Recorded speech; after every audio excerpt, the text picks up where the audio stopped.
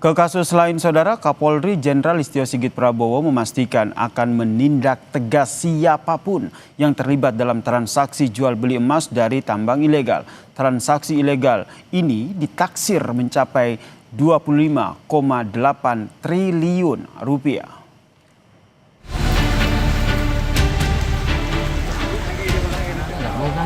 Bareskrim Polri menggerebek sebuah rumah di Jalan Tampomas nomor 3 Surabaya, Jawa Timur terkait penyidikan tindak pidana pencucian uang yang diduga bersumber dari praktik pertambangan emas ilegal. Transaksi jual beli emas dari tambang ilegal ini ditaksir mencapai 25,8 triliun rupiah. Rumah mewah ini diduga menjadi tempat untuk menampung, mengolah, dan memurnikan emas dari pertambangan emas ilegal. Dari hasil penggeledahan selama 8 jam, Bareskrim Polri mengeluarkan 4 boks barang bukti yang di dalamnya berupa emas batangan, dokumen, hingga alat bukti elektronik.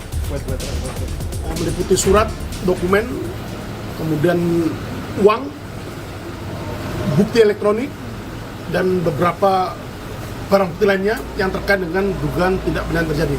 Ya, sementara itu rekan-rekan, untuk emas batangan apakah ada yang disita, Jenderal? Emas batangan? Ya, termasuk di dalamnya. Ya. Termasuk. Jumlahnya berapa? Nanti kita update ya, nanti kita update. Tapi yang jelas sampai kiloan, Jenderal? Tadi terlihat berapa? Lebih. Ya. Pakar tindak pidana pencucian uang Yenti Garnasi menegaskan, penanganan kasus ini sejatinya tidak berhenti pada pelanggaran administrasi saja, melainkan tindak pidana administratif.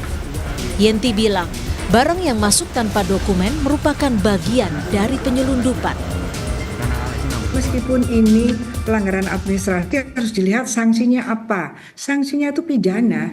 Ini tuh waktu barang itu masuk tanpa dokumen itu adalah penyelundupan. Kalau tanpa dokumen itu adalah penyelundupan fisik. Tapi kalau ada dokumennya, tetapi dokumennya itu direndahkan harganya, markdown, itu berarti pelanggaran administrasi kepabeanan bersanksi pidana. Jadi ini adalah ranahnya tindak pidana administratif, bukan pelanggaran administrasi saja.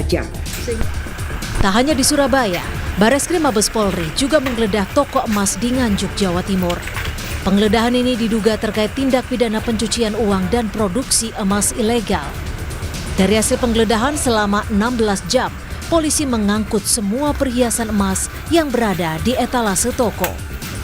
Bareskrim juga menyita sejumlah dokumen sebagai barang bukti untuk mengusut kasus pencucian uang tambang emas ilegal. Kapolri Jenderal Listio Sigit Prabowo menegaskan akan menindak tegas siapapun yang terlibat dalam kasus dugaan tindak pidana pencucian uang dari hasil pertambangan emas tanpa izin atau ilegal. Kita meminta untuk Bareskrim menelusuri dan menindak tegas siapapun yang terlibat. Oke.